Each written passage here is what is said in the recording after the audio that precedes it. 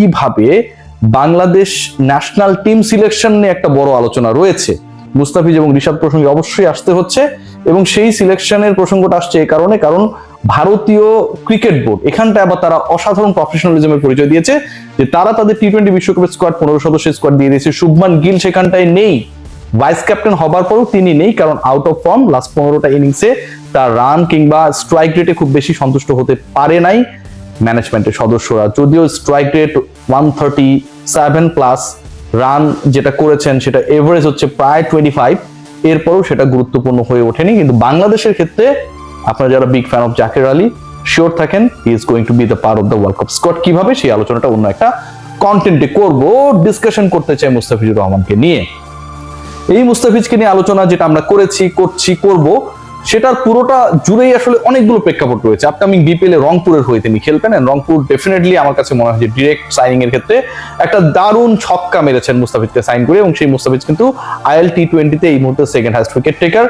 এরপর যে ঘটনাটা ঘটেছে আমরা খেয়াল করেছি, মুস্তাফিজুর রহমান কলকাতা নাইট রাইডার্সে নকরে 20 লাখ টাকা, প্রায় 12.5 কোটি টাকা বাংলা টাকায় যদি হিসাব করি, সেই অর্থে হচ্ছে খেলতে যাচ্ছেন পরের আইপিএল এ, এবং সেখানটায় তিনি মোটামুটি 3টা ম্যাচ মিস করবেন, বাট সুস্থ থাকলে এবং তিনি যদি কনফার্ম থাকেন 11-এ সব ম্যাচগুলো খেলবেন। কিন্তু তার আগে আইএল টি-20 যা করছেন এক কথায় অতি মানবীয়। এই মুহূর্তে তিনি 6ষ্ঠ ম্যাচ খেলতে নেমেছেন, এই ম্যাচে তার আসলে রোলটা তিনি শেষও করে ফেলেছেন, এবং 6ষ্ঠ ম্যাচে তার উইকেট সংখ্যা 14, এবং এই 14টা উইকেট যে মুস্তাফিজ পেয়েছেন, তিনি যদি আমরা পুরো ট্যালিটা দেখার চেষ্টা করি, টপ চার্ট দেখার চেষ্টা করি, 2 নম্বরে রয়েছেন।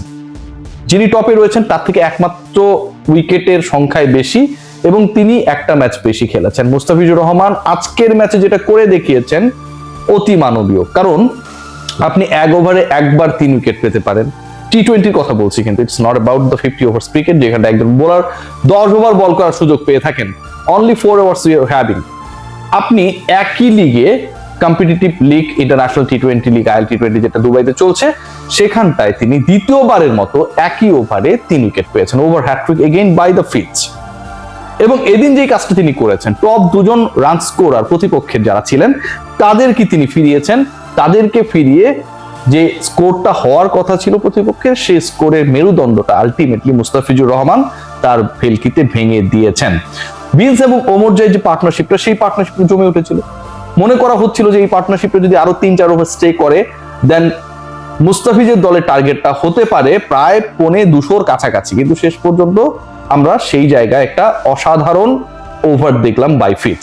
প্রথমে তিনি ভিন্সকে আউট করেছেন, দুজনকে ফেরানোর যে কাজটা তিনি করতে গেলেন, সেই কাজে মুস্তাফিজুর রহমানের ভিন্সকে যে আউট করলেন, যে এজটা হয়েছে সেটা তিনি টের পান নাই, আম্পায়ার এবং কিপার টের পেয়েছে, ফিচ টের পাননি। আপনারা যদি ওই আইএল টি-20 পেজে গিয়ে দেখেন, তাহলে অনেকটা সেই ব্যাপারটা লাগবে যে এত বড় এজ কিন্তু মুস্তা কেন টের পেলেন না, মুস্তাফিজও টের পাননি। নিজের বল নিয়েই মুস্তাফিজ নিজে কতটা ক্যারিশমেটিক যে নিজেও টের পান না আসলে কতটা জাদু করেন। সো প্রথমের উইকেটটা তিনি যখন পাইলেন, 1 ওভারে 3 উইকেটে প্রথম উইকেটটা, সেটা হচ্ছে ভিন্সের উইকেট, সেটা কিপার আম্পায়ার টের পেল, মুস্তাফিজ টের পেলেন না, প্রথম উইকেট। এরপর যেটা হইলো ওমরজাই ইনসাইড এজ বোল্ড, এটা সবাই দেখেছে, সবাই টের পেয়েছে।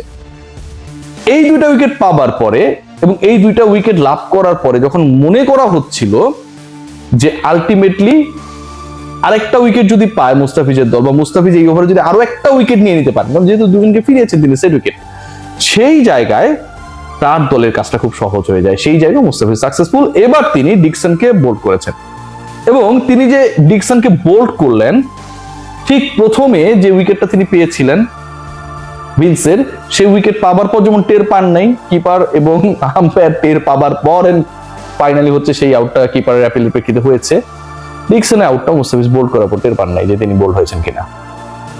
1 ওভারে 3 wicket for the second time in the same tournament by Fizz, যিনি 9 কোটি 20 লাখ রুপিতে কলকাতা নাইট রাইডার্সের পরের মৌসুমের আইপিএলটা খেলবেন, যাকে পাবার জন্য আইপিএল এর অন্তত 3টা দল অ্যাক্টিভলি লড়েছে।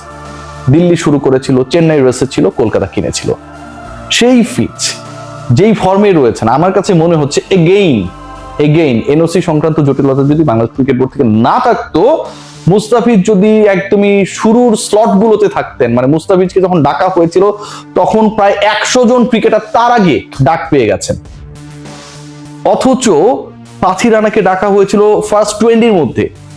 মুস্তাফিজ যদি আরেকটু আগে কল হতেন তাহলে তার প্রাইসটা 3 crore যে হতো, এটা নিয়ে আই ডোন্ট থিঙ্ক সো যে খুব বেশি ডাউট থাকতো। এবং একই সাথে আজকের এই পারফরমেন্সটা চোখে আঙুল দিয়ে আরেকটা ব্যাপার দেখিয়ে দেয়, those people who are thinking that Pathirana is the confirm part of the 11 of Kolkata Knight Riders, যদি পাথি রানা অ্যাবসেন্ট থাকেন, ইনজুর্ড থাকেন, আউট অফ ফর্ম থাকেন, then Mustafiz will be picked there to be the part of the 11, definitely not. Chennai Super Kings তারা তাদের যেই IPL মিশনে মুস্তাফিজকে দলভুক্ত করেছিল 2023-এর কথা বলছি, প্রথম ম্যাচেই Mustafizur Rahman man of the match ছিল। রয়্যাল চ্যালেঞ্জার্স বেঙ্গালুরুর বিপক্ষে চেন্নাইয়ের সেই পারফরম্যান্সটা এখনো আমাদেরকে চোখে আঙুল দিয়ে দেখিয়ে দেয়। প্রত্যেকটা ম্যাচ খেলেছিলেন, শেষ যখন করেছিলেন 9 ম্যাচে 14 wicket, and he was the highest wicket taker শেষ পর্যন্ত, যতদিন পর্যন্ত তিনি খেলছিলেন, চলে আসার আগ পর্যন্ত। সো কলকাতা নাইট রাইডার্সের একদমই চোখ বন্ধ করে অপশন হচ্ছে যে আমরা পাথি রানাকেই খেলাবো, মুস্তাফিজকে আমরা বিকল্প হিসেবে খেলাবো, এই চিন্তাটা আমার কাছে মনে হয় অনেকটাই অমূলক। According to the performance in IPL, according to the performance throughout the year, according to performance last IPL, Mustafizur Rahman আমার মনে হয় যে দারুণ ফর্মে রয়েছেন এবং কলকাতা নাইট রাইডার্স ডেফিনেটলি শুরু থেকেই মুস্তাফিজকে তাদের 11-এ রাখবে, খেলাবে, এটা তাদের প্রয়োজনে তারা করবে। What about Rishad Hossain? Hobart হ্যারিকেন্সের হয়ে খেলছেন রিশাদ, এবং রিশাদের এই মুহূর্তে অবস্থান অস্ট্রেলিয়ায়। হোবার্ট এমন একটা জায়গা, মানে চরম ঠান্ডা, ভয়াবহ ঠান্ডা। আমি হোবার্টে গিয়েছিলাম যখন 2022-এ টি20 ওয়ার্ল্ড কাপ কভার করতে গেলাম। সো ওই সময়টায় আসলে হোবার্টের ওয়েদারটা এত বেশি বাজে ছিল এবং হিমশীতল একটা ওয়েদার। অস্ট্রেলিয়ার সবচেয়ে মানে কি বলবো মিস্টিরিয়াস ওয়েদার, সবচেয়ে সূর্য কম দেখা যায়, সবচেয়ে বেশি ঠান্ডা, বৃষ্টি পড়ে। Hobart is that part. Ricky Ponting এর হোবার্ট হ্যারিকেন্সে রিশাদ হোসেন যেভাবে খেলছেন, মুস্তাফিজ উইকেট নিচ্ছেন, রিশাদ হোসেন রান আটকাচ্ছেন। টি20 ক্রিকেটে রিশাদ হোসেন আজকের ম্যাচে, এর আগের ম্যাচে আমরা দেখেছিলাম যে রিশাদ হোসেন অসাধারণ বল করেছিলেন, 3 উইকেট পেতে দেখেছিলাম। আজকে Rishad Hossain 4 over 21 run 1 wicket. কি পরিমাণ ইকোনমিক্যাল হলে টি20-তে বিগ ব্যাশে এরকম একটা ফিগার আপনি ডেলিভার করতে পারেন। সো বাংলাদেশের দুজন ক্রিকেটার রাইট নাও মানে আলো ছড়াচ্ছেন তাদের পারফরমেন্স দিয়ে, একজন মুস্তাফিজুর রহমান, একজন রিশাদ হোসেন, একজন লেগি আর একজন বাহাতি পেসার।